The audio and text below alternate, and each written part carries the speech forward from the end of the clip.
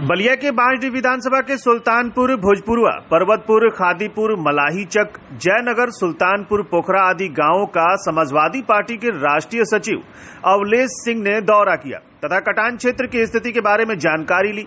वहीं बाढ़ प्रभावित गांवों के पीड़ित महिलाओं और पुरुषों में काफी नाराजगी देखी गई। सैकड़ों की संख्या में महिलाएं और पुरुषों ने बताया कि खेत खलिहान से लेकर उपजाऊ कृषि योग्य भूमि नदी में विलीन हो चुकी है और जो बचा कुचा वह भी विलीन होने के कगार पर है।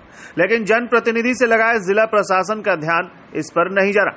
हालत यह है कि जिस तरह से लगातार पानी बढ़ रहा है, हम लोग डर के साए में जी रहे हैं तथा कभी भी घर नदी में विलीन हो सकता है।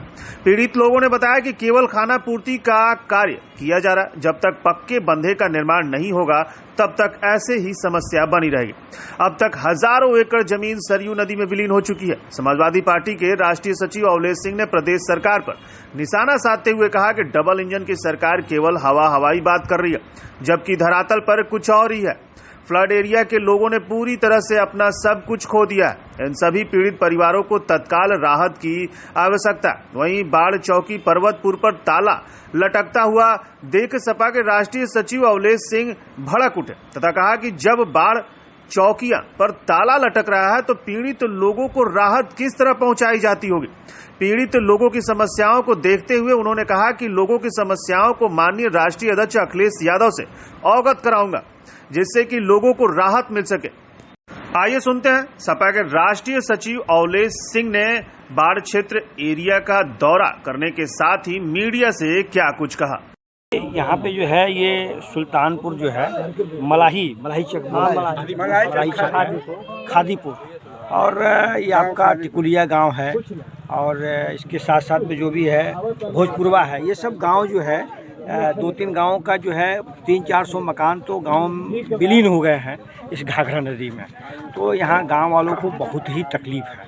यह सलेमपुर लोकसभा का बांसडीह विधानसभा क्षेत्र आता है और आज से नहीं, यह तुर्तीपार श्रीनगर, ये जो घाघरा का किनारा है, यहाँ से लेकर के और जयप्रकाश नगर तक बाढ़ की चपेट में लोग हैं, जिसमें सलेमपुर लोकसभा के भी लोग प्रस्तावित हैं और जो बलिया लोकसभा के लोग भी हैं, वो भी लोग जो है इससे मतलब प्रताड़ित हैं। तो इसमें देखा जाए तो इसमें यहाँ से लेकर के वहाँ तक कम से कम हजारों घर जो है ये सरजू जी में विलीन हो गए हैं और करीब कई हजार एकड़ ज़मीन भी गंगा जी में अंदर चली गई है, जो किसान भाई और लोग जो है बहुत परेशान हैं। तो मैं अपने राष्ट्रीय अध्यक्ष जी से और अपने बड़े नेताओं से भी चर्चा करूंगा कि मनसा कि भाई इस क्षेत्र के लिए एक ऐसा योजना बनाया जाए जो पूरा जो बंधा बना हुआ पहले का, उस बंधे का सुरक्षा मतलब उसको प्रोटेक्शन बढ़िया से किया जाए ताकि गंगा जी थोड़ा सा दूर जाएं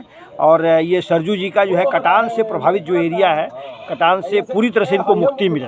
इसके साथ ही साथ जिन लोगों का घर जो है सरजू जी में विलीन हो गया है, उनको पक्का मकान मिलना चाहिए। यहाँ की लोगों की मांग है और इस मांग को भी हम अपने राष्ट्रीय अध्यक्ष जी से, अखिलेश जी से कह करके यहाँ यूपी से लेकर के और दिल्ली तक इनको कोशिश पूरी होगी हम लोग की, इसको मंजूरी दिला के उन लोगों की मकान की व्यवस्था हम लोग कराएंगे। सामने दिखाई दे रहा है जनता कितनी बेहाल है।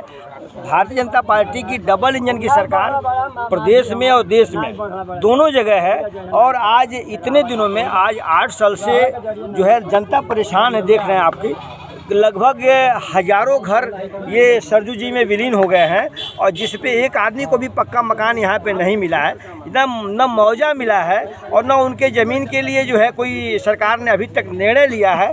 जनता यहाँ की त्राह कर रही है। तो ये डबल इंजन की सरकार तो के कहानी और कथनी दोनों में बहुत ही अंतर है और बुरी तरह से विफल है और फेलोर है।